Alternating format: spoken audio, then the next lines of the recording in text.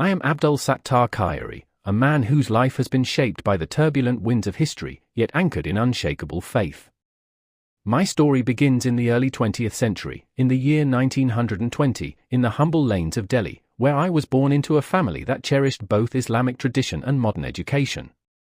My father, Maulana Muhammad Khairi, was a devoted scholar and freedom fighter, instilling in me from childhood a deep love for knowledge, justice, and the struggle for truth.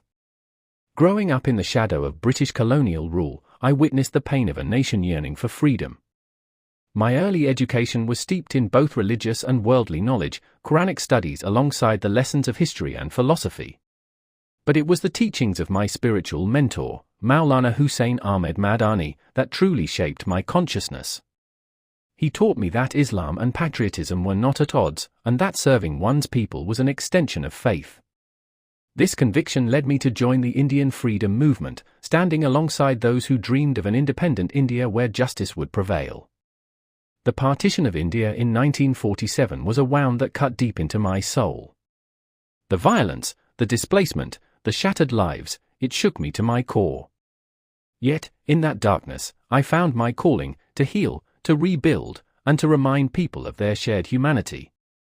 I dedicated myself to education, believing that ignorance was the root of division. For decades, I served as a teacher and principal, nurturing young minds in the hope that they would grow into compassionate, enlightened citizens.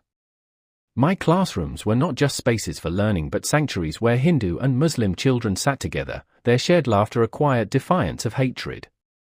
Beyond the school walls, I wrote poetry, essays, reflections, always seeking to bridge the gap between hearts. My words were simple, but they carried the weight of lived experience. I spoke of forgiveness when others called for revenge, of unity when division seemed easier. Some called me an idealist, but I knew that true change begins in the quiet corners of individual conscience. At the core of my being was a single truth, that God's mercy is vast enough to embrace all, and that our highest duty is to reflect that mercy in our actions.